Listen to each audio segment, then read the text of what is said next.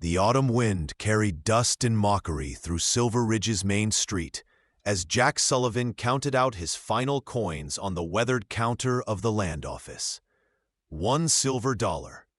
That's all he had left after 3 years of drought killed his cattle and buried his dreams 6 feet under Wyoming soil. "You're buying the Rosewood Hotel for $1? The clerk's laughter echoed through the cramped office. "Son, that place hasn't had a guest in 5 years. Roof leaks. Floors are rotting, and the saloon downstairs is haunted, they say." Jack's jaw tightened as he signed the deed. Behind him, 3 ranchers from the Cattlemen's Association snickered. "Sullivan's finally lost his mind," one muttered. "That hotel's been condemned twice. He'll be begging for work by winter." Before we continue with Jack's story, I'd love to ask you to take a moment to subscribe to the channel and give this video a like. It truly means the world to us and motivates us to bring you more quality stories like this one. Also, I'm curious, where are you listening from right now? Let me know in the comments. But Jack wasn't listening to their ridicule. He needed shelter, and this crumbling 3-story building was all his dollar could buy. As he walked toward his new property, he noticed a young woman sitting on the hotel's front steps, her dress torn at the hem, her face streaked with trail dust and dried tears. She clutched a golden locket in her trembling hands, staring at it as if it held her last breath of hope. "Ma'am?" Jack approached slowly, removing his hat. "This building's condemned. It's not safe." The woman looked up, and Jack felt something shift in his chest. Her eyes were the color of amber in firelight, but they held a desperate emptiness that he recognized. The same look he'd seen in his own reflection after burying his brother. "I know," her voice cracked. I need somewhere to stay, just one night. I can pay." She held out the locket. "This was my mother's. It's real gold. Please." Jack crouched down to her level, his broad shoulders blocking the setting sun. "Gold isn't what we need here. What we need is someone willing to work. Can you cook?" She blinked, clearly not expecting that response. Yes, I can cook, and clean, and mend. But sir, I have nothing to." "You have your skills. That's worth more than gold to a man with an empty stomach and a hotel to rebuild." He extended his hand. "I'm Jack Sullivan. I just bought this place for $1, so we're both starting from nothing. What's your name?" "Claire." She hesitated before taking his hand. "Claire Morrison." Her hand was small in his, but her grip was stronger than he expected.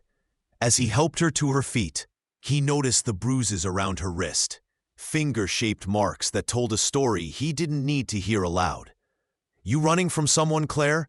She pulled her hand back, wrapping her arms around herself. "Does it matter?" "It matters if they're following you. I need to know what I'm dealing with. My father sold me to settle a gambling debt." The words came out flat, rehearsed, as if she'd had to explain this shame before. "The man he sold me to, he wasn't kind. I ran when I could. I've been walking for 3 days." Jack felt anger coil in his gut. He'd seen a lot of ugly things in his 32 years, but a father selling his daughter like cattle turned his stomach. "Well, you're not property anymore. You're a person, and you're under my roof now. Anyone comes looking for you, they'll have to go through me first." He pushed open the hotel's front door, which groaned on rusty hinges. "It's not much, but it's ours. Fair warning, though, the whole place is falling apart." The interior was worse than Jack expected. Dust coated every surface, wallpaper peeled in long strips, and several floorboards were missing entirely. But the structure was solid. The bones were good. "I've seen worse," Claire said quietly, and he believed her. They spent the first hour making one room habitable. Jack cleared out debris while Claire swept and used her petticoat to clean the windows. As twilight settled over Silver Ridge, they sat on the floor of the lobby, sharing a can of beans Jack had in his saddlebag. "Why did you really buy this place?" Claire asked, watching him in the dim light. "Same reason you're here. I had nowhere else to go." Jack poked at the beans with his spoon. "Lost my ranch. Lost my brother to pneumonia last winter. Lost everything I built in 10 years. This hotel was the only thing my last dollar could buy. I'm sorry about your brother. I'm sorry about your father." They sat in comfortable silence, two broken people sharing broken shelter. The first week passed in hard labor. Jack repaired the roof while Claire scrubbed years of grime from the walls. They worked from dawn until their hands bled, taking breaks only when exhaustion forced them to stop. Jack learned that Claire had a sharp wit hidden beneath her initial timidity. When he nearly fell through a rotted staircase, she'd called up, "If you die, I'm keeping the hotel." "You mean my dollar hotel?" he'd shouted back. "Our dollar hotel." He'd laughed, actually laughed, for the first time in months. Claire learned that Jack was gentler than his scarred hands and weathered face suggested. He always gave her the larger portion of their meals. He never entered a room without knocking first, and when nightmares woke her screaming, he'd sit outside her door and talk about nothing. The weather, his plans for the hotel, stories about his brother, until her breathing calmed. "You don't have to do that," she told him one morning. "Do what?" "Stand guard over my broken pieces." Jack paused in hammering a new board into place. "You're not broken, Claire. You're healing. There's a difference." On the 10th day, Jack decided to tackle the saloon on the hotel's first floor. The space had once been Silver Ridge's social hub, but now it was a tomb of overturned tables and shattered bottles. As he cleared debris from behind the bar, his boot hit something hollow. "Claire, come look at this." She appeared from the kitchen, flour dusting her cheek. "What did you find?" Jack had already pried up 3 floorboards, revealing a dark space below. The smell of earth and something else, something metallic, wafted up. A cellar? Claire knelt beside him, peering into the darkness. More than that. "Look." Jack struck a match, and the flame revealed not a cellar, but a tunnel, tall enough to walk through, supported by timber beams, stretching into darkness. "Where does it go?" Claire whispered. Jack felt that familiar pull of curiosity that had gotten him into trouble more times than he could count. Only one way to find out. They laughed when the cowboy took over the hotel for $1, until he discovered the tunnel beneath the saloon.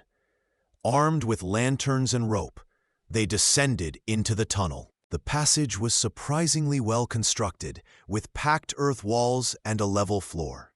They walked for what felt like a quarter mile before the tunnel opened into a large chamber. Jack raised his lantern high, and they both gasped. The room was filled with crates, dozens of them stacked floor to ceiling. But it wasn't the crates that made Jack's blood run cold. It was what lay scattered among them: old blankets, empty whiskey bottles, and chains. Shackles bolted to the wall. "Oh God," Claire breathed. "Jack, what is this place?" He moved through the space, his military training kicking in as he assessed the scene. The crates were marked with dates, some as recent as 6 months ago. He pried one open. Gold coins. Another held jewelry. A third contained land deeds and banknotes. "It's a smuggling operation." Jack's voice was grim. "And those chains, someone was holding people here." We have to tell the sheriff. The sheriff? A voice echoed from the tunnel entrance. Oh, I wouldn't do that if I were you. Jack spun, pushing Claire behind him as three men emerged from the shadows. The one in front wore a badge, Sheriff Tom Bradley, the same man who'd sold Jack the hotel for $1. Suddenly, everything made sense. The low price, the eagerness to be rid of the property, the abandoned state. You knew, Jack said flatly. You knew what was under here. Bradley smiled, revealing tobacco-stained teeth. Course I knew. Been using this tunnel for 5 years to move stolen goods between here and the old mine. Worked perfect until that damn structural inspector started nosing around last year. Had to abandon the operation, condemn the building. He gestured to his companions, the same ranchers who'd laughed at Jack in the land office. We've been waiting for things to cool down. Then you came along. Convenient, one of the ranchers sneered. We can pin everything on the crazy cowboy and his whore. 2 drifters with no family to ask questions. Claire's sharp intake of breath cut through Jack like a blade. He felt her trembling behind him. She's not your property to name, Jack said, his voice deadly calm. And we're walking out of here. Bradley laughed. I don't think so. See, we need this place empty again. And dead people are very good at keeping quiet. The sheriff reached for his gun. Jack moved first. Years of cavalry training made his draw lightning fast. His first shot shattered Bradley's lantern, plunging half the chamber into darkness. His second shot hit the tunnel support beam behind the ranchers, sending dirt cascading down. Run! Jack grabbed Claire's hand and pulled her toward a second passage he'd spotted, another tunnel branching off from the main chamber. Gunshots echoed behind them as they ran. The tunnel twisted and climbed. Older than the first, narrower. Jack's broad shoulders scraped against the walls. Behind them, he could hear the men shouting, their footsteps pounding. The tunnel ended abruptly at a rotted wooden door. Jack threw his weight against it, once, twice. On the third hit, it exploded outward, and they tumbled into moonlight. They were in the old churchyard, 2 blocks from the hotel. Jack! Claire screamed. He turned to see Bradley emerge from the tunnel, gun raised. Jack pushed Claire aside and felt the bullet meant for her punch into his shoulder instead. The impact spun him around, and he hit the ground hard. Dimming vision, he saw Claire scoop up a fallen branch and swing it with all her strength. It connected with Bradley's skull with a sickening crack. The sheriff dropped like a stone. Then, Claire was kneeling beside him, her hands pressed against his bleeding shoulder. Stay with me. Jack, please, stay with me. Fine, he slurred. You hit like a mule. This isn't funny. Tears streamed down her face. You jumped in front of a bullet for me. Had to. You're the only one who knows how I like my coffee. Despite everything, she laughed, a broken, desperate sound. You're an idiot. You're idiot, if you'll have me. The ranchers burst from the tunnel, but townspeople were already running toward the gunshots. Someone had heard the commotion. Jack watched through hazy vision as the men tried to flee, only to be tackled by angry citizens who'd been wondering where Sheriff Bradley had been getting his money. Claire kept pressure on his wound, whispering, Go slow, it hurts. I know it hurts, but stay with me. I'll die before I hurt you, Jack murmured, though his words made no sense. Everything was getting fuzzy. The last thing he heard before darkness took him was Claire's voice. Together. We're doing this together. Jack woke in his own bed, the one decent mattress they'd found in the hotel. Sunlight streamed through clean windows. His shoulder throbbed with a deep, persistent ache, but he was alive. "You're awake!" Claire appeared in the doorway carrying a tray. Her hair was pinned up, and she wore a simple blue dress he didn't recognize. "Don't try to move. Doctor said the bullet went clean through, but you lost a lot of blood." "How long?" 3 days. The town's been in an uproar. Turns out Bradley and his friends had been running that smuggling ring for years.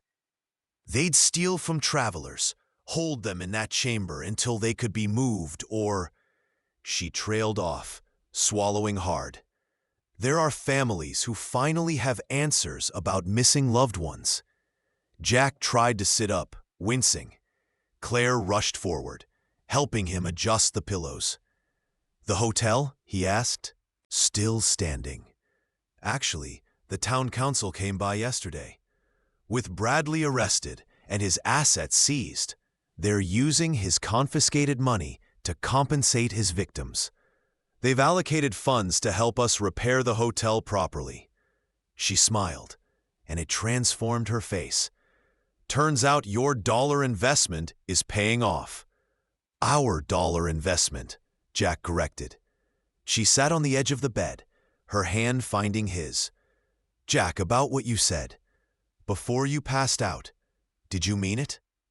"Which part?" "I said a lot of foolish things."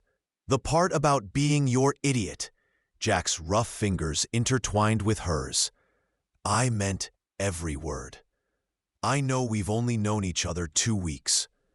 I know we're both carrying more baggage than a freight wagon.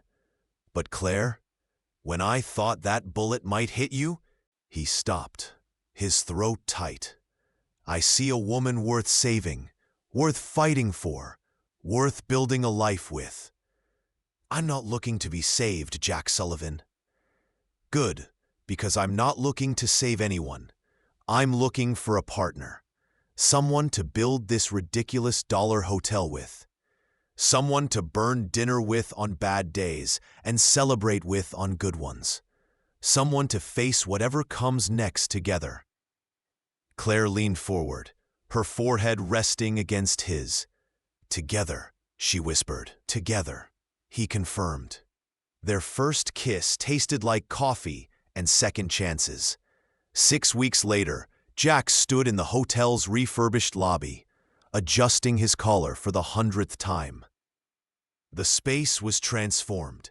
Polished wood floors, fresh paint, new furniture. The saloon had been converted into a proper dining room. "Stop fidgeting," his best man, the town's actual new sheriff, muttered. "You're making me nervous." "Where is she? What if she changed her mind?" "She saved your life by hitting a corrupt lawman with a tree branch. I think she's committed." The door opened, and Jack forgot how to breathe.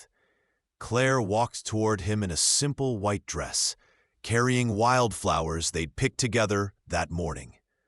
Her auburn hair was loose, cascading over her shoulders. But it was her smile, radiant and unafraid, that stopped his heart. The ceremony was short and sweet, conducted by the circuit preacher in front of 24 townspeople who'd come to celebrate.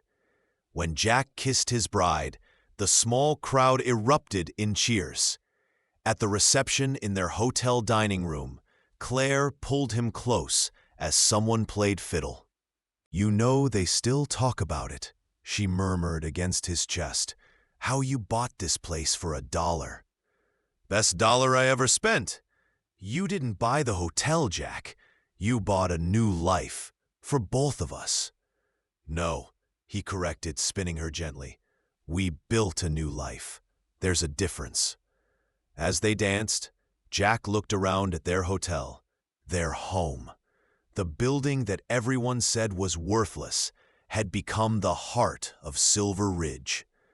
The dining room was full of laughter. The rooms above were booked for the next month, and the tunnel below had been sealed and forgotten. But more than any of that, Jack had found something he'd stopped believing in: hope. "What are you thinking?" Claire asked, noticing his far-off expression. that I'd spend $1,000 on a condemned hotel if it meant finding you at the end. She laughed, that beautiful sound that had become his favorite melody. Good thing you only had $1 then. I'd hate to see you go broke. Too late. I'm already bankrupt.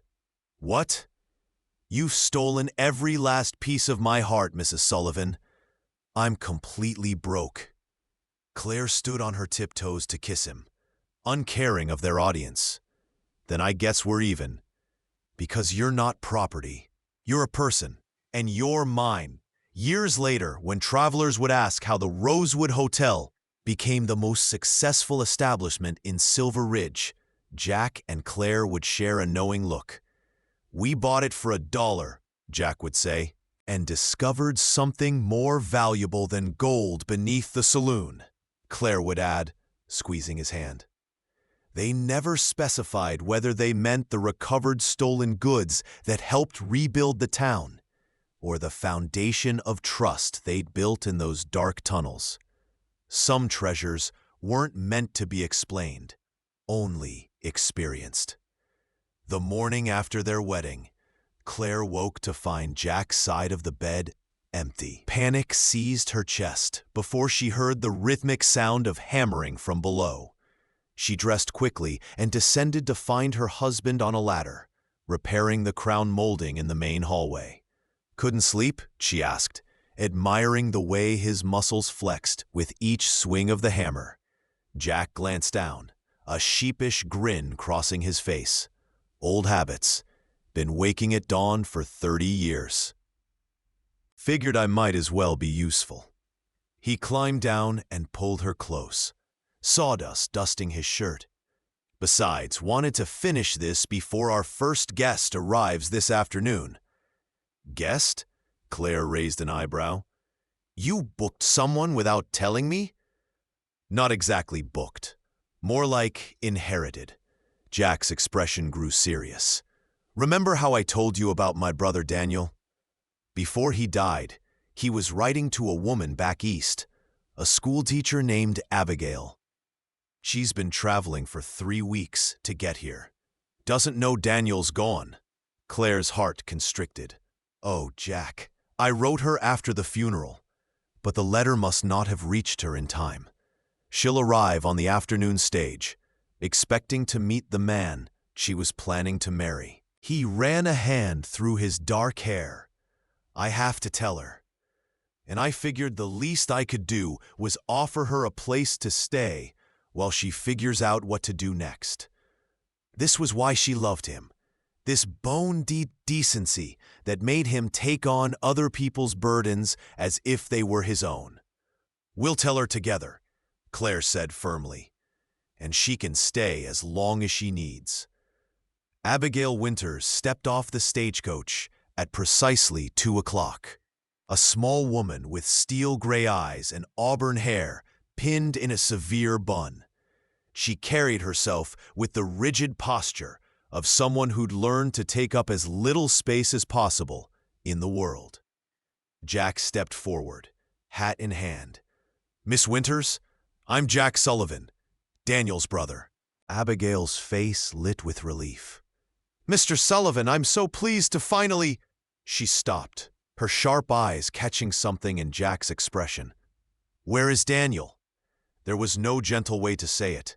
He passed, Miss Winters, last winter. Pneumonia took him quick. The color drained from Abigail's face.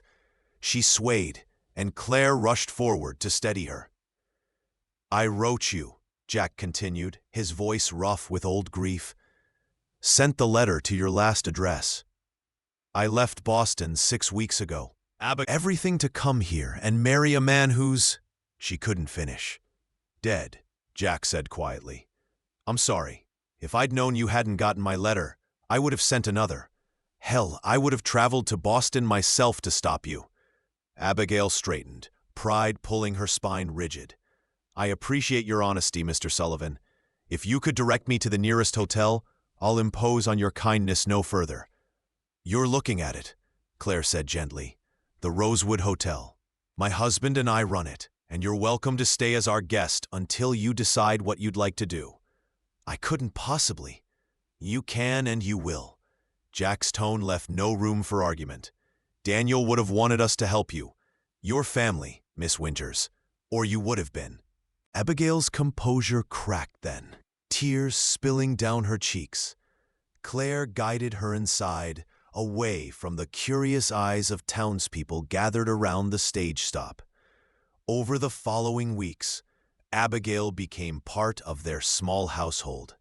She was prickly and proud, refusing charity but accepting work. She took over the hotel's bookkeeping and correspondence. Her neat handwriting and mathematical precision transforming their chaotic record system into something almost professional. But at night, Claire could hear her crying through the thin walls. One evening, Claire knocked softly on Abigail's door. "May I come in?" Abigail sat at the small writing desk, staring at a stack of letters before her. Daniel's letters, tied with a faded blue ribbon. "I keep reading them, trying to find some warning sign I missed. Some indication that he was ill." There wasn't one. Claire sat on the edge of the bed. "Jack told me Daniel was healthy as a horse one day, burning with fever the next. Some things we can't prepare for." I loved him.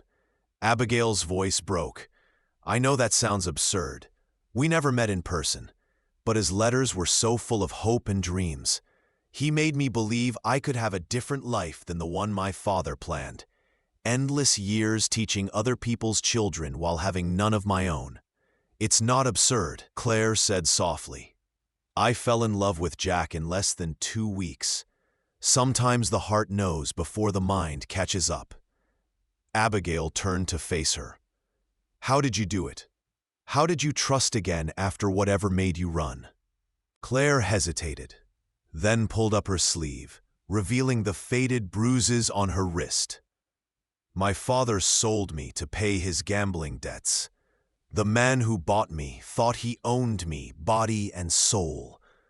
I learned quickly that trust was a luxury I couldn't afford." She lowered her sleeve. "But Jack never asked me to trust him. He just showed up every day and proved himself worthy of it. There's a difference. I don't know if I can do that again. Open my heart to that kind of loss." "Then don't. Not yet." Claire squeezed her hand. "Heal first. Build yourself back up. The rest will come when it's ready." But fate, it seemed, had other plans. The trouble arrived on a Tuesday in the form of a man named Elias Crane, tall, impeccably dressed, with the cold eyes of a snake measuring its prey. He rented a room and paid in advance for a week, his manners polished but somehow wrong, like a well-oiled gun. "What brings you to Silver Ridge, Mr. Crane?" Jack asked as he carried the man's expensive leather trunk upstairs. "Business opportunities." Crane's smile didn't reach his eyes. "I've heard this town is on the verge of significant growth. Railroads coming through, I understand." "Rumors," Jack said carefully. "Nothing confirmed." Still, a man of vision can see the potential. Crane's gaze swept over the hotel's refurbished interior. Take this establishment, for instance. Prime location, good bones. In the right hands, it could be quite profitable. Something in his tone made Jack's jaw tighten. "It's profitable enough for us. For now." Crane settled into his room with the air of a man planning to stay longer than a week. That evening, Jack confided his unease to Claire as they prepared dinner in the hotel's kitchen. "I don't like him," Jack said, chopping vegetables with more force than necessary. "Something about the way he looks at the hotel, like he's already counting the money he'll make when he owns it." "He can look all he wants. We're not selling." "Agreed. But men like Crane don't take no for an answer easily." Jack's instincts proved correct. Over the next few days, Crane made himself aggressively pleasant. striking up conversations with every person in town. He bought drinks at the saloon, attended Sunday service, and made strategic donations to the church building fund. And he made offers. First to Jack. "I'll give you $5,000 for the hotel. That's a significant return on your $1 investment." Not interested. Then to the town council. "I'm prepared to invest heavily in Silver Ridge's infrastructure. New businesses, jobs for residents. All I need is a suitable headquarters, perhaps that hotel on Main Street." The council members began looking at Jack differently, seeing not a neighbor, but an obstacle to prosperity. But the worst came when Crane cornered Abigail in the hotel parlor. "Miss Winters, isn't it?" He'd done his research. "I understand you're in a difficult position. No family, no prospects, living on the charity of strangers." Abigail stiffened. "Mr. and Mrs. Sullivan are not strangers. They're friends. Friends who are holding you back." Crane leaned forward conspiratorially. "I'm looking for a business partner. Someone educated, refined, capable of managing the front of house for a first-class establishment. I could offer you a position, a percentage of ownership even. You'd never have to depend on anyone's charity again." For a moment, just a moment, Abigail was tempted. The promise of independence, of security, of never being vulnerable again. Then she remembered Claire's words. The heart knows before the mind catches up. "Thank you for the offer, Mr. Crane, but I must decline. The Sullivans aren't holding me back. They're holding me up. There's a difference." Crane's pleasant mask slipped, revealing cold calculation beneath. "Pity. I do hope they can continue to provide for you. Businesses fail so easily out here. Accidents happen. Fires, structural collapses, mysterious thefts that drive away customers." He stood, adjusting his cufflinks. One never knows what tomorrow might bring. Abigail found Jack immediately. He threatened the hotel. Jack's expression went hard. Did he now? That night, Jack didn't sleep. He sat in the lobby with his rifle across his lap, watching the shadows outside. Claire joined him at midnight, pressing a cup of coffee into his hands. "We should go to the sheriff," she said. "And tell him what?" Crane made vague comments that could be interpreted as threats. "We have no proof." Jack's jaw clenched. "But I'll be damned if I let anyone take what we've built." "What we've built," Claire corrected, sitting beside him. "You're not alone in this fight, Jack Sullivan." He kissed her forehead. "I know, but that's what scares me most. Before, I only had myself to lose. Now I have you, and Abigail, and this hotel that's become a home. I have everything, which means I have everything to lose. Then we make sure we don't lose." Claire's voice was steel wrapped in velvet. "We're smarter than him. We know this town, and we're not afraid to fight dirty." Jack almost smiled. "When did you get so fierce?" "The day I stopped being property and became a person." She squeezed his hand. "You taught me that. Now let me return the favor. We face this together." "Together," he agreed. The next morning brought disaster anyway. Jack was replacing shingles on the roof when he heard Abigail scream. He was down the ladder and through the front door in seconds, his heart pounding. Abigail stood in the dining room, staring at a letter in shaking hands. Her face had gone white as bleached bone. "What is it?" Claire rushed in from the kitchen. "My father." Abigail's voice was hollow. "He's found me. He's coming here." "I thought you said you had no family," Jack said carefully. "I don't. Not anymore." Abigail sank into a chair. "My father is Cornelius Winters. He owns half of Boston's shipping industry. When I told him I was leaving to marry a Western rancher, he disowned me. Said if I walked out his door, I was dead to him. Her hands trembled. I thought he meant it. I wanted him to mean it. What does he want? Claire asked. Abigail handed her the letter. Claire read aloud. Abigail, your foolishness has caused enough embarrassment to our family. I've learned of your fiancé's death and your current circumstances. I'm coming to Silver Ridge to bring you home, where you belong. We will discuss your marriage to Preston Oliver as originally planned. This nonsense ends now. Father. Preston Oliver? Jack's eyes narrowed. Who's that? A business associate of my father's, 40 years old. Twice widowed, with the personality of wet newspaper. Abigail's voice shook with anger and fear. My father arranged our betrothal when I was 17. I've spent 10 years avoiding the man. I came west to escape him, to choose my own life. And now nothing's changed, Claire interrupted. You're still choosing your own life. Your father can't force you to return. You don't know him. He's ruthless, powerful. He'll make life impossible for you, for Jack, for this entire town if I don't go with him. Jack crouched in front of her chair, forcing her to meet his eyes. Let him try. Abigail, you saved every penny we made this month with your bookkeeping system. You've handled suppliers like a general commanding troops. You've become part of this family. His voice roughened. Daniel would have been damn proud of the woman you are.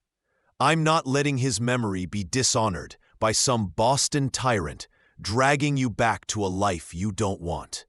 But, no buts, we fight this. Together, that word again. Together.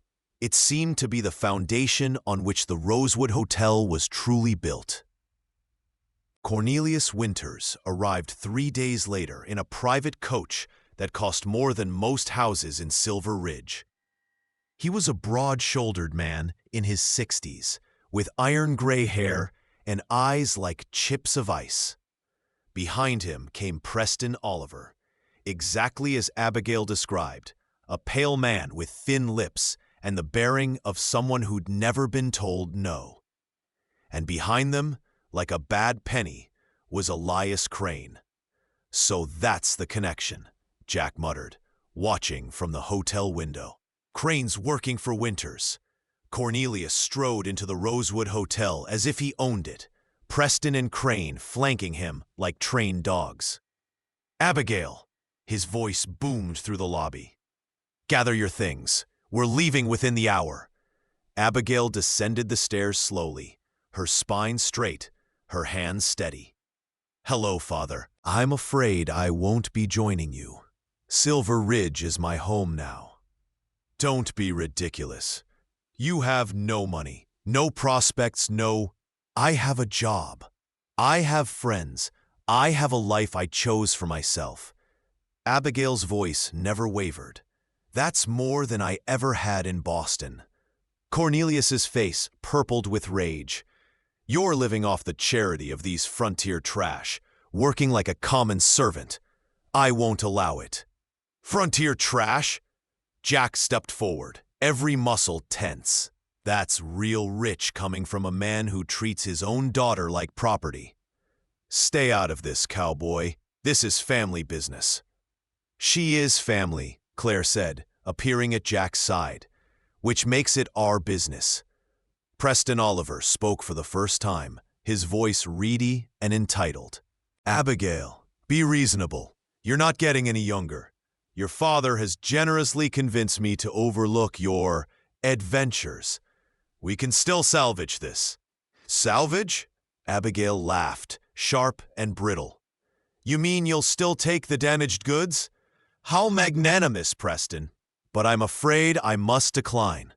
I'd rather die alone in the dust than spend one day as your wife. Cornelius slammed his fist on the reception desk. Enough. Crane, Fetch her things. She's coming with us, even if we have to drag her. Touch her and you'll regret it, Jack said quietly. That tone, cold and flat, made even Cornelius pause. It was the voice of a man who'd killed before and wouldn't hesitate to do so again. Are you threatening me? I'm promising you. Abigail stays here by her own choice. You want to cut her off? Already done. You want to disinherit her? Go ahead. But you're not taking her from this hotel. We'll see about that. Cornelius turned to Crane. I believe we discussed certain business opportunities. Perhaps it's time to explore them. Crane smiled coldly. Indeed, I've made inquiries about this property. Turns out there are several outstanding liens against it from the previous owner.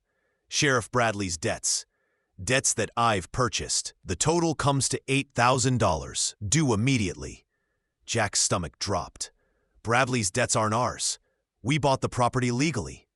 You bought it at a sheriff's auction of condemned property. But the liens were never officially cleared. A technicality, I'm afraid, but legally binding. Pay the $8,000 or I foreclose. You have 72 hours. The room spun. $8,000 might as well be $8 million. They'd put every cent into repairs and supplies. That's extortion, Claire breathed. That's business, Crane replied smoothly. Nothing personal. Well, mostly nothing personal. Cornelius smiled triumphantly. So here's what's going to happen. Abigail will return to Boston with us. In exchange, I'll instruct Mr. Crane to forgive the debt. Your precious hotel will be saved. Father, you can't! I can and I will. You have my terms. Cornelius headed for the door. 72 hours, Abigail. Choose wisely. Your freedom or their home. I'll be at the Grand Hotel when you come to your senses. After they left, the three of them stood in stunned silence. I'll go with him, Abigail said finally, her voice hollow. I won't let you lose everything because of me. No, Jack's tone was absolute. Jack, be reasonable. I said no. We don't negotiate with extortionists, and we don't sacrifice family. He began pacing, his mind racing. There has to be another way. $8,000 in 3 days? Claire shook her head. Even if we sold everything we own, we wouldn't raise half that. They spent that night brainstorming, growing increasingly desperate as each idea hit a dead end. By dawn, they'd gotten nowhere. Abigail sat at the writing desk, staring at Daniel's letters for what felt like the 100th time. Her vision blurred with tears of frustration and guilt. Then she noticed something. The watermark on one of Daniel's earlier letters, different from the others. She held it up to the lamplight, and her breath caught. Jack, Claire, come here! They stumbled into the parlor, exhausted and red-eyed. Look at this. Abigail showed them the letter. This watermark, it's from the Silver Ridge Mining Company. Daniel was writing to me on company stationery. So? Jack frowned. He worked at the mine for a few months before striking out on his own. But look at the date. Abigail's hands trembled with excitement. This was written a month before the mine closed. And look what he says here. I've stumbled onto something that might change everything. Can't say more in a letter, but if things work out, we'll have enough to start our ranch with money to spare. Claire leaned in. What are you thinking? The tunnel. Abigail looked at them with dawning hope. The one beneath the hotel. What if it doesn't just connect to the old mine? What if Daniel found something in that mine? Something valuable. And that's why Bradley's operation was really here. Not just to smuggle stolen goods, but to mine something. Jack was already moving. The chamber where we found the stolen goods. There was another passage we didn't explore because we were running from Bradley. They gathered lanterns and rope and descended once more into the earth beneath the Rosewood Hotel. The chamber looked different in peaceful lamplight, less terrifying, more sad. Evidence of Bradley's crimes still littered the space, but they moved past it, to the narrow passage Jack had noticed during their escape. This tunnel was older, rougher, clearly not part of Bradley's operation. They walked for 20 minutes, the passage climbing steadily until it opened into a natural cavern. Jack raised his lantern high and whistled low. The cavern walls glittered with silver ore, a massive vein running through the rock like frozen lightning. "My God," Claire breathed. "This is what Daniel found." This is why Bradley was so eager to abandon the hotel, Jack realized. He must have discovered this after Daniel died. Use the tunnel to mine it secretly, mixing the silver in with his stolen goods so no one would question where his money came from. Abigail touched the wall reverently. Daniel wrote that he'd filed a claim, but never told anyone where it was. He wanted to surprise me when I arrived. Her voice broke. He died before he could tell anyone. But the claim would still be valid, Claire said urgently. If we can find it, we own this mine. Jack was already calculating. This much silver. We could pay off Crane's debt 10 times over. They tore through Daniel's belongings for the next 12 hours. Claire searched his old trunk in the hotel's attic. Jack combed through papers in the land office. Abigail reread every letter, looking for coded messages. It was Abigail who finally found it. Hidden in the last letter Daniel wrote, the one that arrived weeks after his death. Tucked inside the envelope was a second, sealed paper. She'd thought it was just another page of the letter and had never opened it. With shaking hands, she broke the seal. Claim number 4729, she read aloud. Registered to Daniel Sullivan, November 15th, 1885. The Abigail Mine. Tears streamed down her face. He named it after me. Jack pulled her into a tight embrace. He loved you, even though you never met. He loved you enough to name his future after you. They filed the claim officially the next morning. The assayer confirmed what they'd seen. The vein was worth at least $30,000, maybe more. Within hours, they had investors lined up, eager to advance them money against the mine's value. Cornelius Winters was having breakfast at the Grand Hotel when Jack walked in and dropped a bank draft for $8,000 on his table. That's for Crane. The liens are paid in full. Jack's smile was sharp. And just so we're clear, Abigail isn't going anywhere. She owns a third of a very profitable silver mine. She's wealthier than half of Boston now. Still want to drag her back to marry your business partner? Cornelius's face went from red to purple. You're bluffing. The assayer's report is public record. Go check if you don't believe me. Jack leaned down, his voice dropping to a dangerous whisper. But hear this, Winters. Abigail isn't property. She's not a pawn in your business deals. She's a woman who's built a life out here, a good life, with people who value her for who she is. Not who she's connected to. You try to take that from her, and I promise you'll regret it. Is that a threat? No, it's a fact. Out here, we take care of our own, and Abigail's one of ours. Preston Oliver chose that moment to speak up.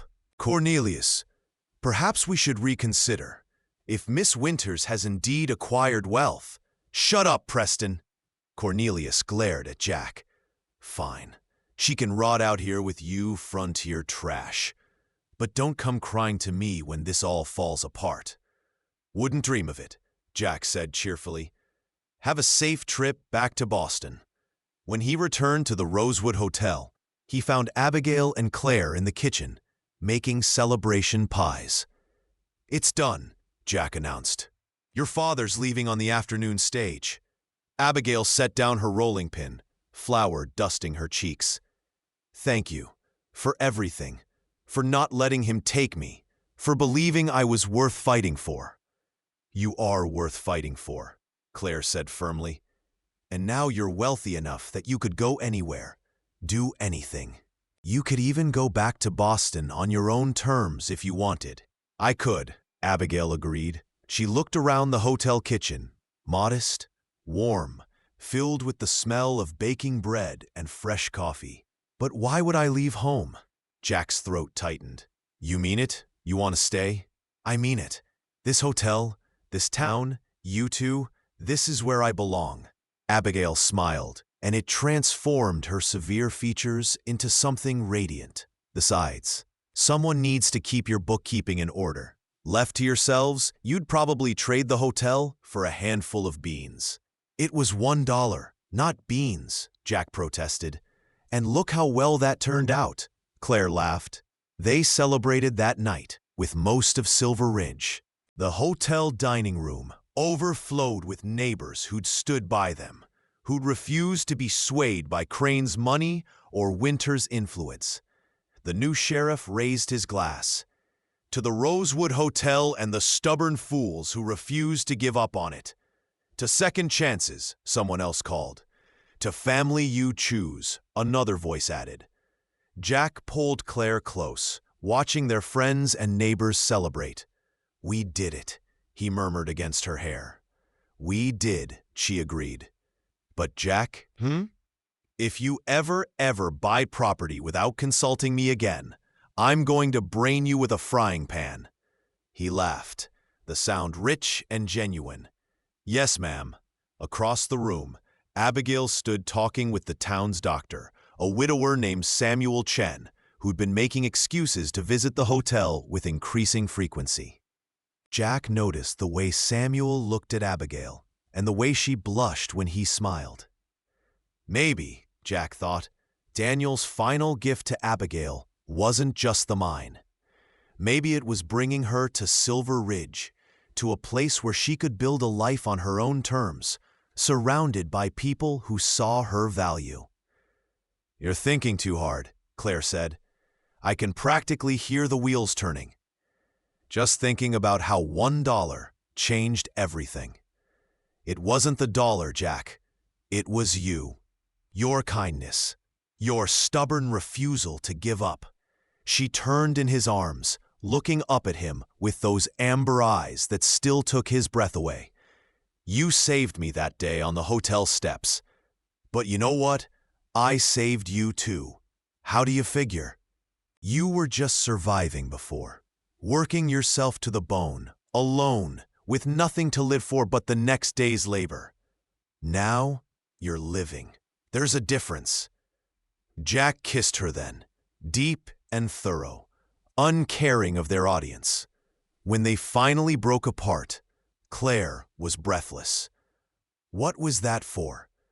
For being right, for being mine, for being you. "Sappy cowboy," she teased. "You're sappy cowboy. Always." As the party continued around them, Jack felt something he'd almost forgotten existed. Contentment. Not just happiness. That was fleeting, dependent on circumstances. This was deeper. This was the bone-deep satisfaction of a man who'd found his place in the world. The Rosewood Hotel had been a ruin when he'd bought it for $1. Now, it was home. And home, he'd learned, wasn't about buildings or bank accounts. It was about the people you gathered around your table. The ones who stood with you when the whole world laughed. The ones who saw you at your worst and loved you anyway. Looking around the crowded dining room, at Claire laughing with the preacher's wife, at Abigail blushing as Dr. Chen brought her punch, at the townspeople who'd become friends, Jack finally understood what Daniel had been trying to tell him in those last fevered hours. "Find something worth dying for, little brother," Daniel had whispered. "But more important, find something worth living for." Jack had found both in a condemned hotel and the people it brought into his life, and he wouldn't trade it for all the gold in California. 3 months after Cornelius Winters departed in disgrace, life at the Rosewood Hotel settled into a comfortable rhythm. The silver mine was producing steadily, and with the additional income, they'd expanded the hotel to include 6 more guest rooms and a proper bathing facility with heated water, a luxury that had travelers talking from Denver to San Francisco. But prosperity brought its own complications. Claire stood in the hotel's new kitchen, 3 times the size of the old one, and felt overwhelmingly alone. Jack had been at the mine for 4 days straight, overseeing an expansion of the shaft. Abigail spent most evenings with Dr. Samuel Chen, their courtship progressing with the careful deliberation of 2 people who'd learned not to rush headlong into disaster, which left Claire running the hotel mostly by herself. She didn't begrudge Jack his work. The mine was their future, their security. But she missed him with a physical ache that surprised her. They'd been married less than 6 months, and already the demands of success were pulling them apart. "Mrs. Sullivan?" A young woman appeared in the kitchen doorway, travel-worn and nervous. "I'm looking for a room, just for tonight." Claire wiped flour from her hands and forced a welcoming smile. "Of course. Let me get you registered." And she led the woman, who introduced herself as Emma, to the front desk. Claire noticed the telltale signs. The fading bruise on her temple, barely covered by carefully arranged hair. The way she flinched when a door slammed upstairs. The desperate edge in her voice when she asked, "Your rates include meals, yes?"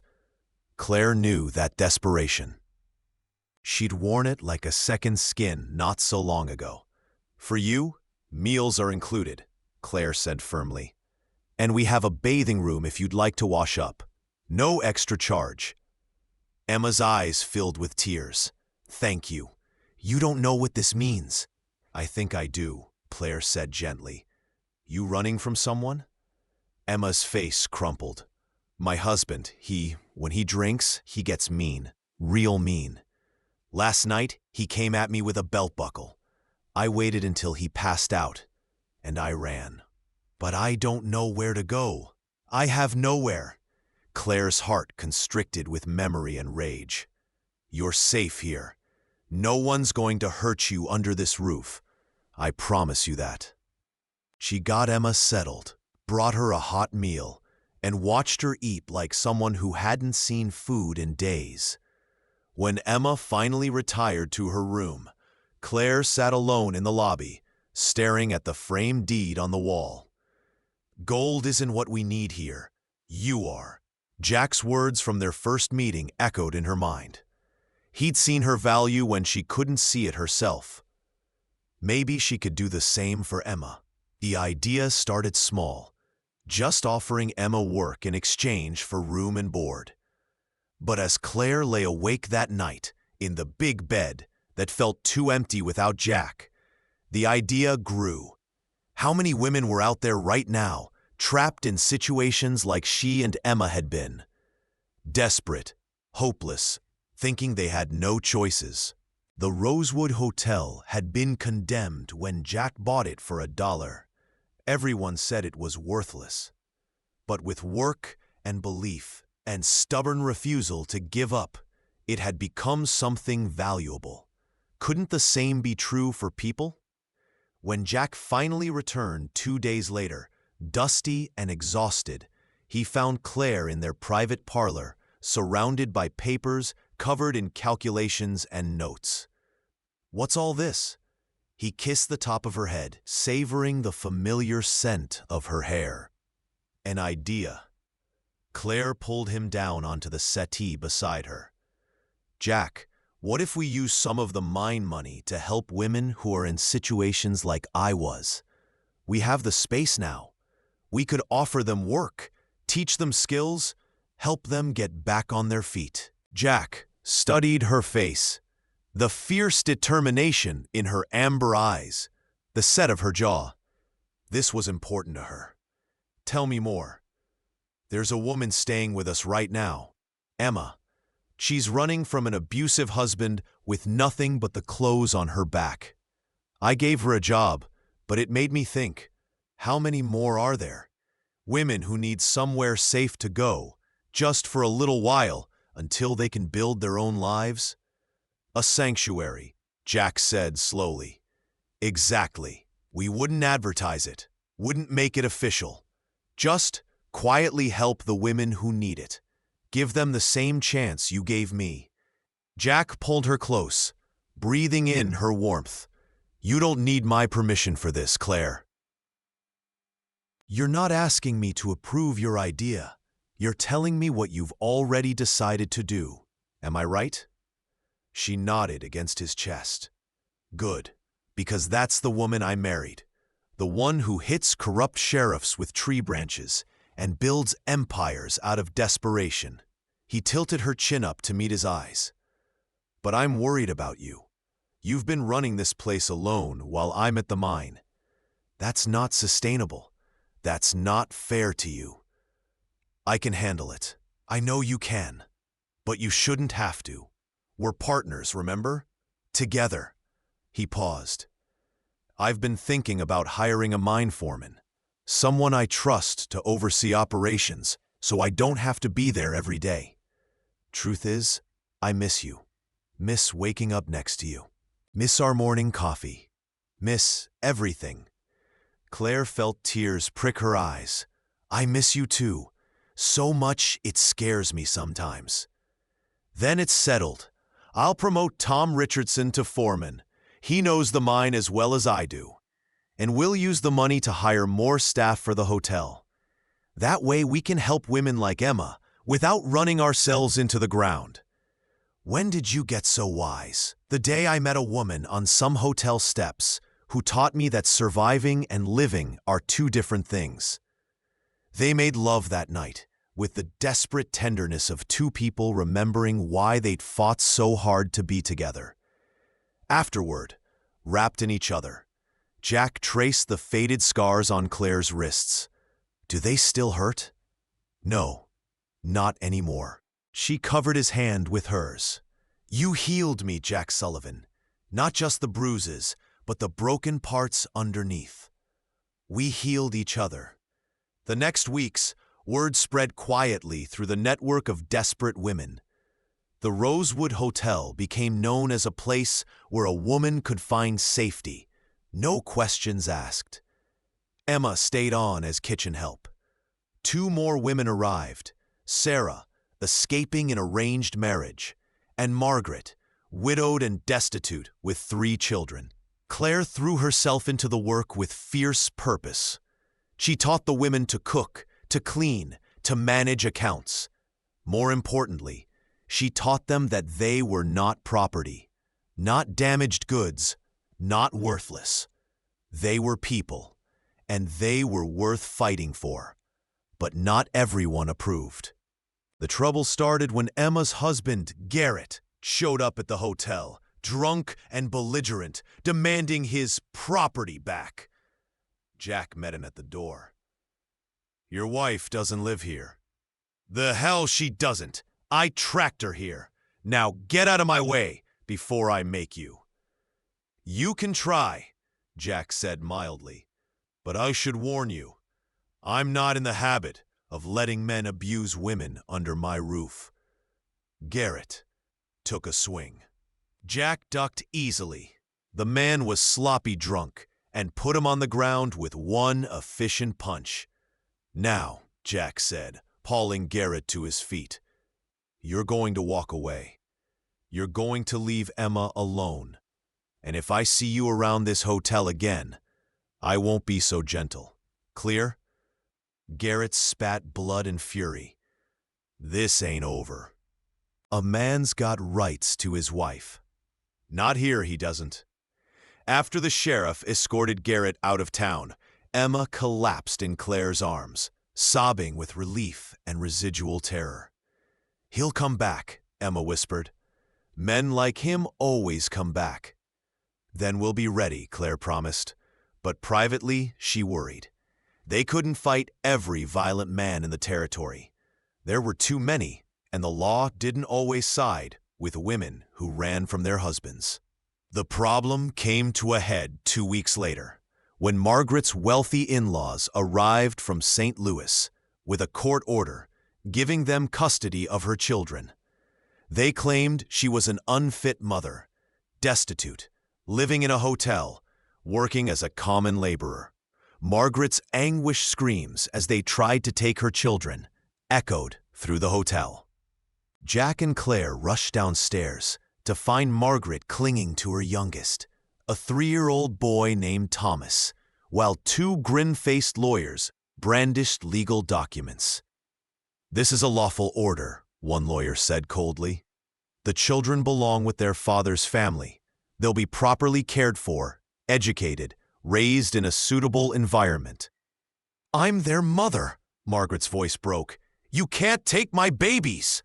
Claire stepped between Margaret and the lawyers. "This woman has committed no crime. She's caring for her children the best way she knows how. You have no right. We have every right. The law is clear. A destitute widow cannot provide adequate care."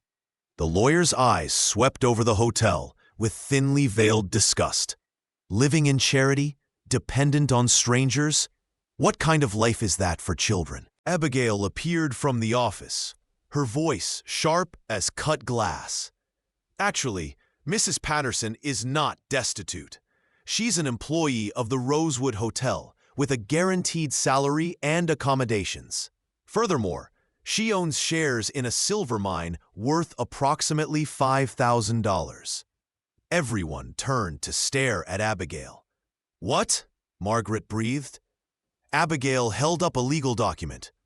"As of this morning, Jack and Claire Sullivan transferred 1/6 ownership of the Abigail mine to you, Margaret Patterson, as compensation for your work developing our children's program." She looked at the lawyers coolly. "I believe that constitutes adequate financial resources, wouldn't you say?" The lawyers sputtered, examined the documents, and finally withdrew, muttering about consulting with their clients. After they left, Margaret turned to Jack and Claire in shock. You gave me part of the mine? That's worth thousands." "You earned it," Jack said simply. "You've been running our kitchen, teaching the other women, caring for your kids while helping other people's kids. That's worth more than silver," Claire added. "Besides, we're building something here. A family, not by blood, but by choice. And family shares in each other's success." Margaret wept then, not tears of sorrow, but of overwhelming gratitude and relief. That night, as Claire and Jack prepared for bed, she said, "We can't give everyone mine shares. We'll run out eventually. Then we'll find other ways. The point is, we fight for them, all of them, same way we fought for each other." Claire studied her husband in the lamplight, this man who'd bought a condemned hotel for $1 and turned it into a sanctuary. "I love you, Jack Sullivan. Have I told you that recently?" "Not in the last hour. I was starting to worry." She threw a pillow at him, laughing. He caught it and pulled her down onto the bed. And for a while, they forgot about mines and hotels and desperate women and the weight of responsibility. They were just Jack and Claire, 2 broken people who'd found each other and built something beautiful from nothing. Dr. Samuel Chen proposed to Abigail on a Tuesday evening in the hotel garden. Jack and Claire watched from the parlor window as Samuel went down on one knee Abigail's hand pressed to her mouth in shock. "About time," Jack muttered. "Man's been courting her for 4 months. Let them take their time. They've both been hurt before." Claire leaned against her husband's solid warmth. "Besides, some things are worth waiting for." When Abigail came inside, her eyes shining with tears, she held out her hand to show them a simple gold band with a small ruby. "It was his mother's," Abigail said softly. "He's been carrying it for 6 weeks, waiting for the right moment." Claire hugged her fiercely. "I'm so happy for you. I never thought—" Abigail's voice broke. "After Daniel died, I thought that was it, that I'd had my one chance at love and lost it. But Samuel, he's different, patient, kind. He sees me, not some idealized version he wants me to be. When someone loves you for who you are, scars and all." The wedding was planned for late autumn, giving them time to prepare. But planning a wedding while running a hotel-turned-sanctuary proved more complicated than anyone expected. The problem was space. The Rosewood Hotel was full, not just with paying guests, but with women who needed refuge. Emma, Margaret, Sarah, and now 3 more. Ruth, escaping a father who drank away every penny she earned. Josephine, a widow with a newborn. And Catherine, who never spoke about what she was running from, but whose nightmares woke the entire floor. "We need to expand," Claire said one evening, studying the hotel blueprints. "We're turning away women because we don't have room." "The lot next door just went up for sale," Abigail mentioned. She'd been managing the hotel's finances with her usual precision. "It's twice the size of our current property. We could build a separate residence facility. Keep the hotel for paying guests." Jack rubbed his jaw thoughtfully. "That's a significant investment." "The mine can afford it," Abigail countered, "and it's the right thing to do." They bought the lot and began construction.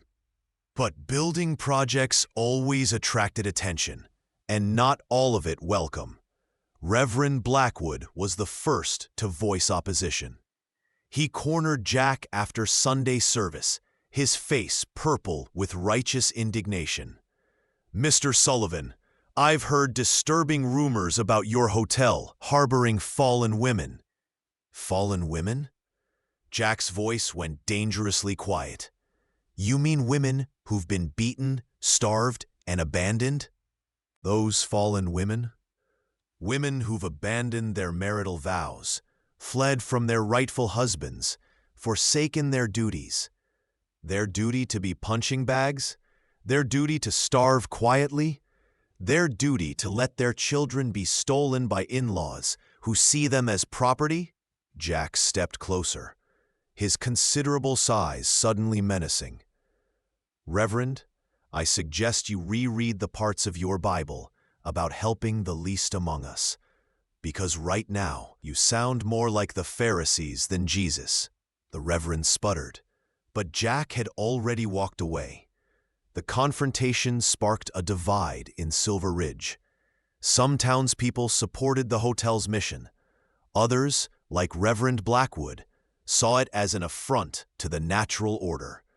Women refusing to submit to male authority, choosing independence over obedience. The tension came to a head when the town council called a special meeting to discuss the woman problem. Jack, Claire, and Abigail attended, along with Dr. Chen and several other supporters. The council chambers were packed, the air thick with hostility. Council Chairman Morris cleared his throat.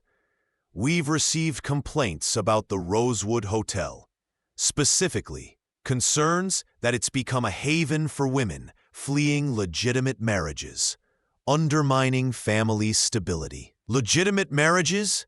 Claire stood, her voice ringing clear in the crowded room.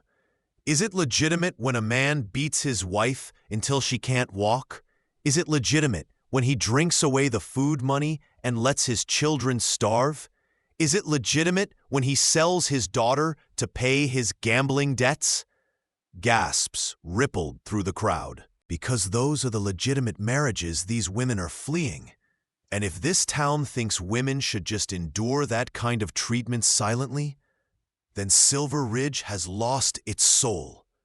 Mrs. Sullivan makes a fair point, said one council member, a woman named Eleanor Pritchard, who'd recently been elected. These women aren't criminals. They're victims seeking safety. They're also becoming productive members of our community, Dr. Chen added. Several have started businesses. They pay taxes. They contribute. What exactly is the problem? The problem, Reverend Blackwood stood, is that you're encouraging women to abandon their vows before God. Marriage is sacred, permanent. So is a woman's right to live without fear, Abigail interrupted coldly.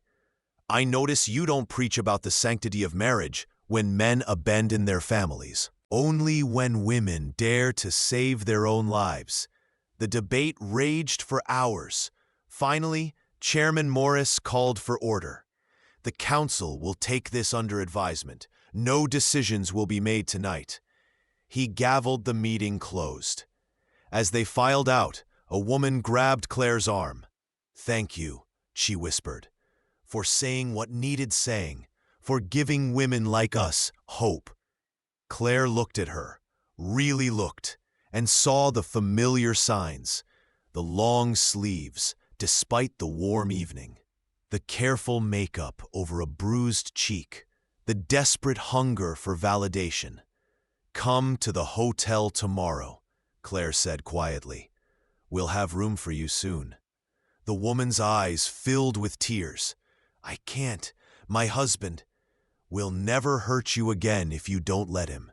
You have a choice." Claire pressed a card into her hand. "The door's always open. When you're ready." Walking home, Jack slipped his arm around Claire's waist. "You were magnificent in there. I was furious. How dare they sit in judgment? How dare they suggest those women should just endure abuse for the sake of some man's ego? You know this fight's not over. Blackwood and his ilk won't stop. Let them try." Claire's voice was steel. "We're not backing down. Not now. Not ever." Jack pulled her close, pressing his lips to her temple. "That's my girl. Fierce as a wildcat." "Your wildcat," she corrected. "Always." Construction on the new building proceeded despite opposition. Jack hired guards after someone tried to sabotage the foundation, a poorly executed attempt that only strengthened their resolve. Meanwhile, Abigail's wedding preparations continued. She'd chosen a simple ceremony in the hotel garden, with Claire as matron of honor and Jack giving her away. "I wish Daniel could be here," Abigail confided to Claire one afternoon as they selected flowers. "I know that sounds strange. I'm marrying Samuel, and I'm happy. But Daniel brought me here. His letters gave me courage to leave Boston. In a way, he made all of this possible. He is here," Claire said gently, "in the mine that bears your name, in the hotel he helped build, in the fact that you found the strength to choose your own path. Daniel's gift wasn't just love. It was showing you that you deserved better than what your father planned for you. Samuel says something similar, that loving Daniel doesn't diminish what we have, that the heart's big enough for multiple stories. Samuel's a wise man. He is, and patient. Lord, so patient." Abigail laughed. "He's waited 4 months for me to stop comparing him to a dead man. But lately, I've realized I'm not comparing anymore. I'm just living, being present with Samuel instead of mourning what might have been with Daniel. That's growth. That's healing. It's what you taught me. You and Jack, the way you both refused to let your pasts define your future. You showed me it was possible." The wedding day arrived with perfect weather, crisp autumn air, golden light, leaves turning fire colors on the mountains. Samuel waited at the garden's makeshift altar, looking nervous and hopeful in his best suit, when Abigail appeared on Jack's arm, wearing a simple blue dress that made her gray eyes luminous. Samuel's face transformed with joy. Jack walked her down the petal-strewn path and placed her hand in Samuel's. "Take care of her," he said quietly. "She's family." "I will," Samuel promised, "with everything I am." The ceremony was short and heartfelt. When Samuel kissed his bride, the assembled crowd, a mixture of townspeople, hotel residents, and supporters, erupted in applause. At the reception, Jack found himself watching Claire dance with one of the hotel children. She'd taken to the role of surrogate mother with natural grace, and the children adored her. "You're staring," Abigail said, appearing beside him with Samuel. "Can't help it. She's beautiful." "You're smitten," Samuel teased. "Completely. Hopelessly," Jack grinned. "Best dollar I ever spent." "Speaking of which," Abigail said, her expression turning serious, "Samuel and I have been discussing our future. We've decided to donate our wedding gifts, money our families sent, to the Women's Sanctuary Fund. It's not much, but—" "It's perfect," Jack interrupted, "and generous beyond measure. We also want to offer free medical services to any woman at the hotel," Samuel added. "No charge, no questions asked. Part of building the community we want to live in." Jack shook Samuel's hand firmly. "Welcome to the family, Dr. Chen." As the party continued into the evening, Claire found Jack watching the stars from the garden's edge. "What are you thinking about?" she asked, slipping her hand into his. "How far we've come. 9 months ago, I was sleeping in a condemned hotel, eating beans from a can, with nothing but $1 to my name. Now look at us, running a successful hotel, operating a silver mine, building a sanctuary for women in need. Got you as my wife, Abigail as family, friends who'd go to war for us. Scared it'll all disappear? Sometimes, late at night when I can't sleep, I worry we're tempting fate, asking for too much." Claire turned to face him, cupping his scarred face in her hands. "Jack Sullivan, listen to me. We didn't ask for this. We built it, with sweat and blood and stubborn refusal to give up. That doesn't disappear because we're happy. That doesn't vanish because we dare to want more than just survival. You sure?" "I'm sure." "Because together," she emphasized the word they'd made their foundation. "Together, we're stronger than any fate, any enemy, any fear. You taught me that." Jack kissed her then, deep and thorough, tasting wine and wedding cake and hope. "I love you, Claire Sullivan." "I love you too. Now come dance with your wife before people start talking about how the hotel owner's too serious." He let her pull him back to the party, back to the music and laughter and celebration. And as he spun her around the makeshift dance floor, Jack realized something profound. He was happy. Not content or satisfied or merely not miserable. Actually, genuinely, deeply happy. And that terrified him more than any bullet or bankruptcy ever could. Because now he had something to lose. Winter came hard that year, arriving early and vicious. By November, Silver Ridge was buried under 3 feet of snow, with temperatures dropping so low that water flows in pipes, and breath turned to ice crystals in the air. The hotel became a fortress against the cold. Jack and the hotel staff worked around the clock, keeping fires burning, pipes thawed, and pathways clear. The new women's residence building was completed just in time, providing shelter for 12 women and their children. But the cold brought new problems. Food became scarce. The railroad was delayed by avalanches, and supply wagons couldn't navigate the mountain passes. Prices skyrocketed for whatever goods made it through. Jack stood in the hotel's stockroom, tallying their supplies. They had enough to feed their residents for maybe 3 more weeks, if they were careful. But the paying guests expected full meals, and turning away hungry people wasn't in his nature. "We're going to run out," he told Claire that night. "Then we hunt, fish, make do." She refused to panic. "We've survived worse." "Have we?" She touched his face gently.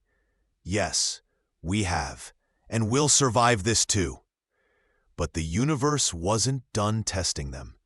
Garrett, Emma's abusive husband, returned, this time with 3 friends, all armed and drunk. They showed up at midnight during a blizzard, pounding on the hotel door and demanding Emma be handed over. Jack met them on the front porch, rifle in hand. Behind him, every lamp in the hotel blazed, a deliberate show of force. They weren't hiding. "Told you before, Garrett, Emma's not your property. She's my wife. I got rights.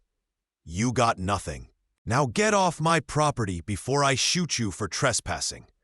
There's 4 of us and 1 of you." "Actually," a voice called from the shadows, "there's 4 of you and about 15 of us." Jack glanced over to see Samuel Chen step into the light, holding a shotgun. Behind him came more figures. Hotel residents, townspeople, even Reverend Pritchard, Eleanor's progressive husband who'd replaced Blackwood. "This town protects its own," Samuel said calmly, "and Emma's one of ours now. So you can leave peacefully, or we can make you leave. Your choice." Garrett looked at the assembled crowd, calculated his odds, and spat into the snow. "This ain't over." "Yeah, it is," Jack said. "Come back and you'll be arrested for trespassing, harassment, and attempted assault. Sheriff's already got a warrant ready. We've been waiting for you to be stupid enough to try something." The sheriff emerged from the hotel, waving the paper. "Mr. Garrett, you're now banned from Silver Ridge town limits. Violate this order and it's 6 months in jail. Understood?" Garrett and his friends slunk away into the blizzard. After they left, Emma collapsed against the doorframe, shaking with relief and residual fear. Claire wrapped her in a blanket and held her while she cried. "It's over," Claire whispered. "Really over. He can't touch you anymore." "How do you know? How can you be sure?" "Because you're not alone anymore. You have people who'll fight for you. That changes everything." The community support that night transformed something in the hotel. It wasn't just Jack and Claire's project anymore. It was Silver Ridge's. People who'd been skeptical now understood what they were building. A place where the vulnerable could be safe, where violence wasn't tolerated, where women were seen as people deserving of dignity. Donations started arriving. Food, blankets, clothing. The baker brought day-old bread every morning. The butcher provided meat at cost. Farmers contributed vegetables from their root cellars. They made it through the winter not just surviving, but thriving. By spring, the Rosewood Hotel and its sanctuary had housed and helped 23 women and 17 children. 12 women had moved on to independent living. 3 had started their own businesses. 2 had remarried, this time by choice, to good men who valued them. Emma was among those who stayed. She'd discovered a talent for bookkeeping, working alongside Abigail to manage the hotel's increasingly complex finances. "I never knew I was good at numbers," Emma confided to Claire one afternoon. "My husband always said I was stupid, said I couldn't do anything right. He was wrong about everything," Claire said firmly. You're smart, capable, and brave. Never let anyone make you believe otherwise. As spring thawed the mountain passes, Jack received a letter that made his blood run cold. It was from the territorial governor's office, informing him of a new law under consideration, requiring all boarding houses and hotels to register their residents with local authorities and report any women living apart from husbands or fathers. It's targeted at us, Claire said, reading over his shoulder. They're trying to make what we do illegal. Then we fight it. How? We're not politicians. We're voters, property owners, taxpayers. Jack's jaw set in that stubborn line Claire knew well. And we're not alone.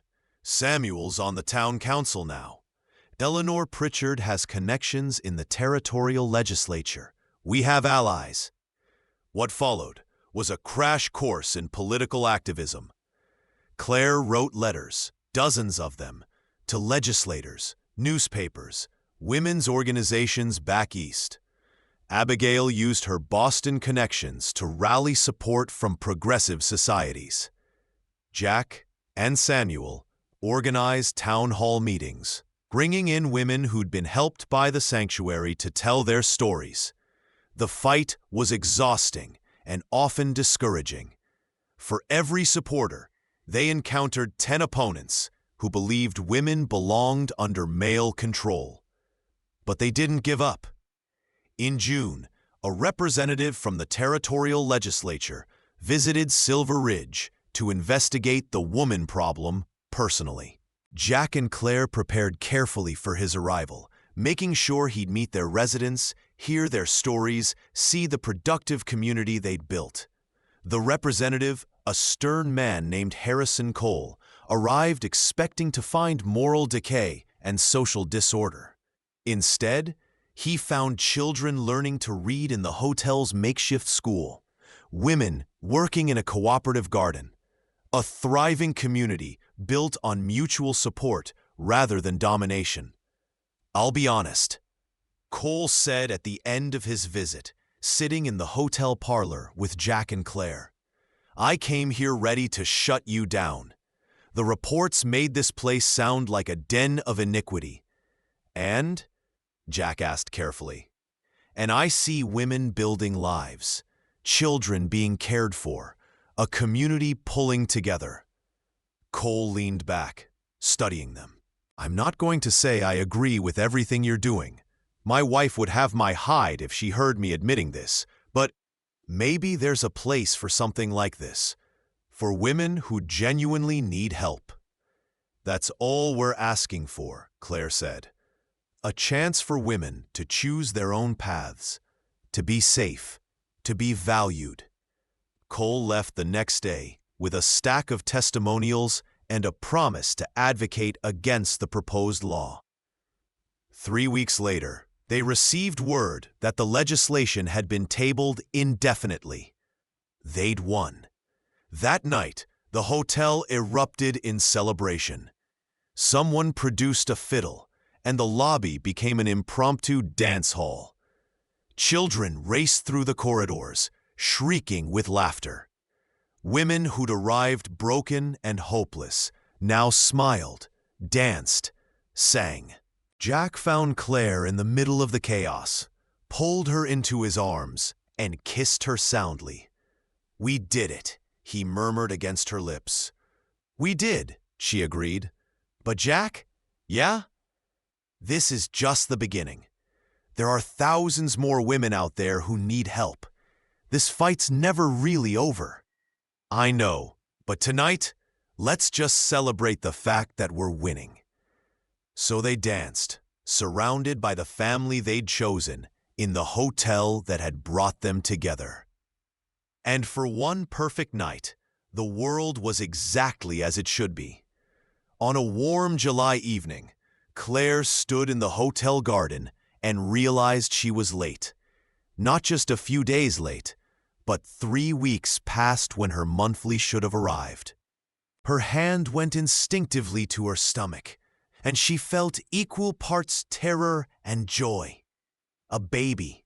She might be carrying Jack's baby. She hadn't told him yet, hadn't wanted to raise his hopes if she was wrong. But deep in her bones, she knew the way her body felt different, knew from the wave of nausea that hit every morning, knew from the tenderness in her breasts and the exhaustion that no amount of sleep could cure. Dr. Samuel Chen confirmed it the next day. "About 6 weeks along, I'd estimate," Samuel said gently. "Congratulations, Claire. How do you feel?" "Terrified," she admitted. "Samuel, what if I'm not ready? What if I can't do this?" "You'll be a wonderful mother. I've seen how you are with the children here. But what if something goes wrong? What if I lose the baby? What if—" her voice broke. "What if I'm not strong enough?" Samuel took her hand. "Claire Sullivan, you survived things that would break most people. You rebuilt yourself from nothing.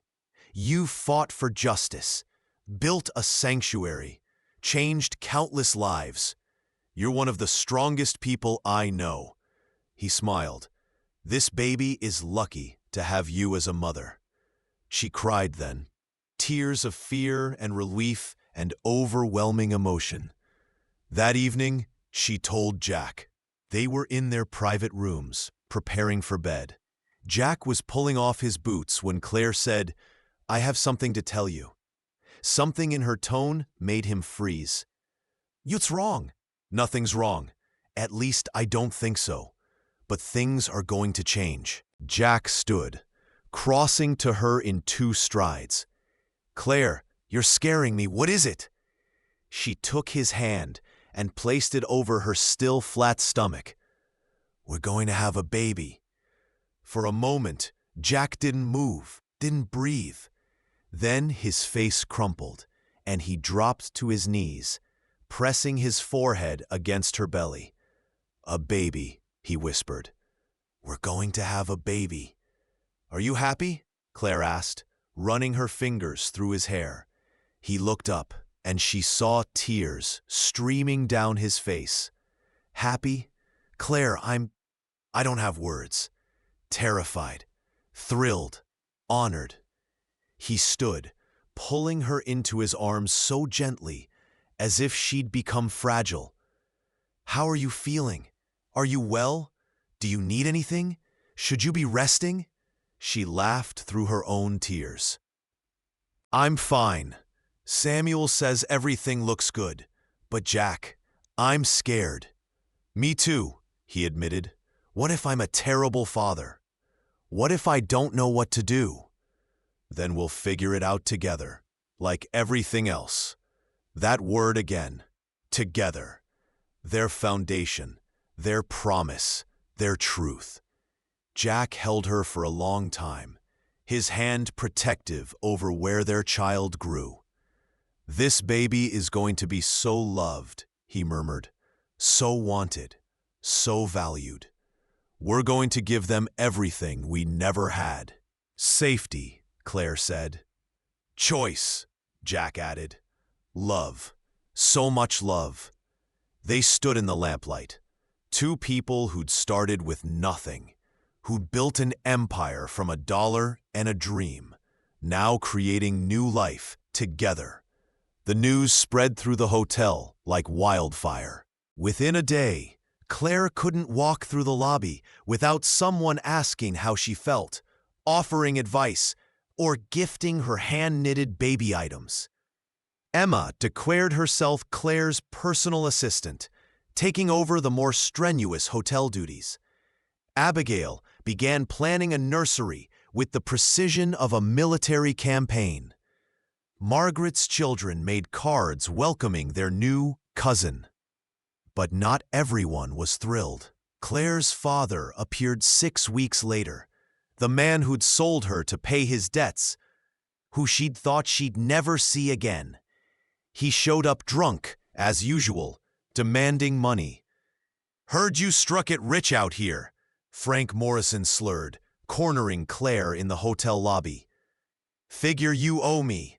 You're my daughter. I got rights to your success. Claire felt rage bubble up from somewhere deep and primal. Rights?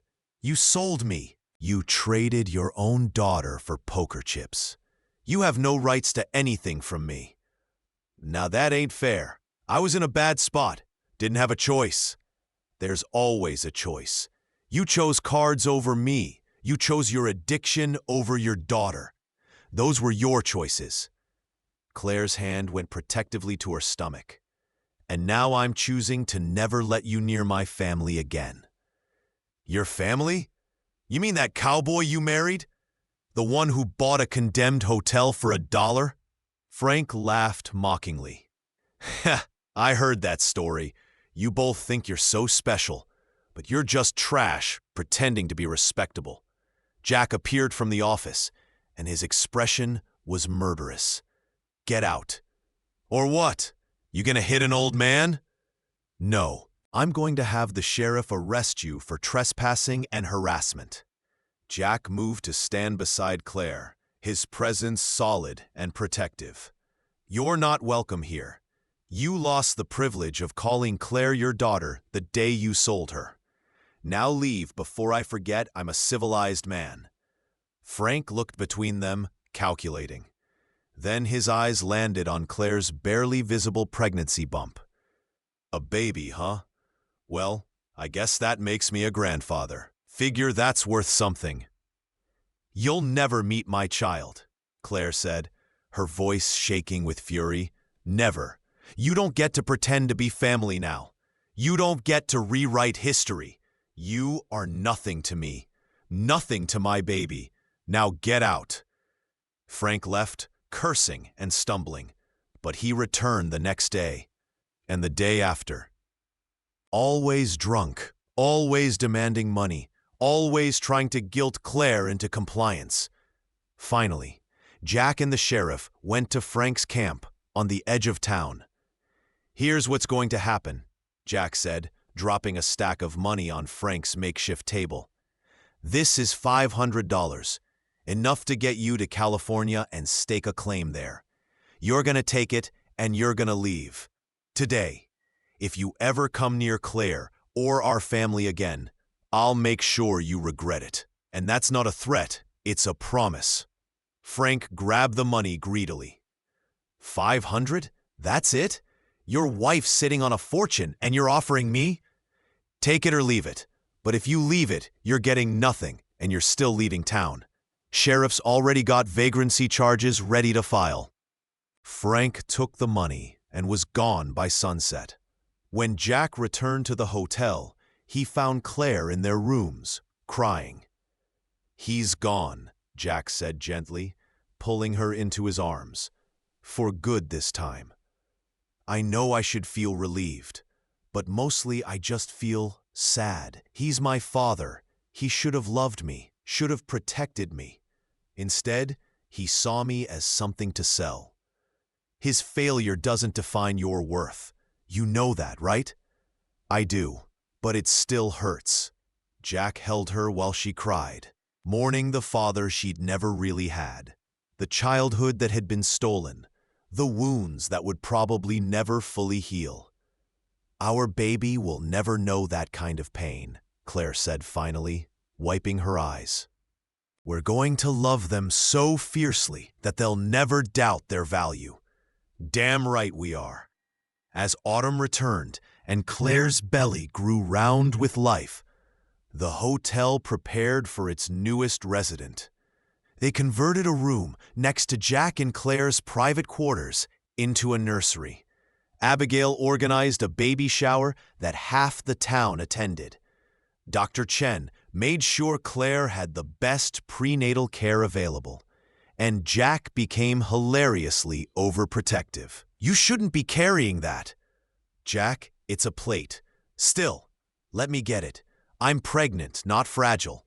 I know, but what if you trip? What if you… Claire kissed him to shut him up.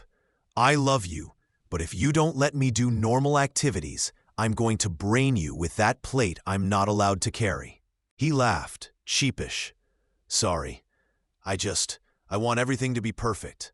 want you to be safe. I am safe because I have you." In February, during another brutal winter storm, Claire's water broke.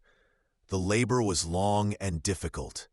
For 18 hours, Claire fought to bring their child into the world, with Jack beside her the entire time, holding her hand, whispering encouragement, looking increasingly terrified. "Go slow," he kept saying. "I'll die before I hurt you." "You're not hurting me," Claire gasped between contractions. "The baby is." Samuel worked with calm efficiency, but even he looked worried as midnight came and went. "The baby's turned wrong," he explained. "We may need to—" "No," Claire gritted her teeth. "I can do this. Together," she looked at Jack. "We can do this." Jack pressed his forehead to hers. Together. At 3:17 a.m., their daughter was born, small, red-faced, screaming with impressive volume. "A girl," Samuel announced, placing the baby on Claire's chest. "A healthy baby girl." Claire looked down at her daughter, their daughter, and felt something inside her shift and settle. This tiny, perfect person, this miracle made of love and stubbornness and hope. "Hello, sweetheart," she whispered. "We've been waiting for you." Jack touched his daughter's tiny hand with one scarred finger, and she grabbed onto it with surprising strength. He made a sound halfway between a laugh and a sob. "She's perfect. Claire, she's absolutely perfect." They named her Hope Daniela Sullivan. Hope for what they'd built together. Daniela for the brother who'd brought them together in death as much as he might have in life. The hotel welcomed Hope with open arms. She became everyone's baby, passed from one set of loving hands to another, sung to in multiple languages, showered with affection and handmade gifts. One evening, when Hope was 3 months old, Claire found Jack in the nursery, standing over their daughter's crib, with tears streaming down his face. "What's wrong?" she asked, alarmed.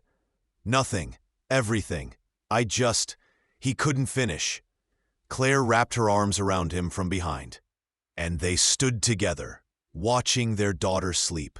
"I never thought I'd have this," Jack finally said.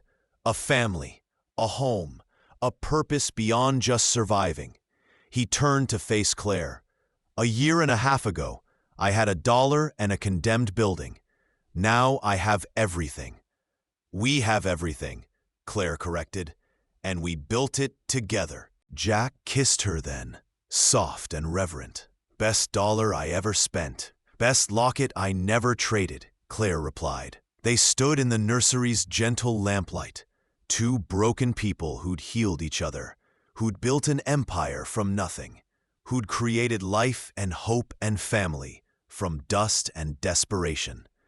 And if you'd told them back on that first day, Claire desperate on the hotel steps, Jack with his last dollar and broken dreams, that this was where they'd end up, neither would have believed it. But that was the thing about hope. It didn't require belief. It just required one person willing to see value where everyone else saw worthlessness. It required someone to say, "Gold isn't what we need here. You are." And from that one moment of recognition, of seeing and being seen, an entire world could be born. Thank you so much for listening to this story. I'd love to know where you're enjoying this tale from. Are you listening at home, during your commute, or perhaps while working? Please subscribe to the From Wild West channel and share your thoughts in the comments below. What did you think of Jack, Claire, and Abigail's journey? Your feedback means the world to us.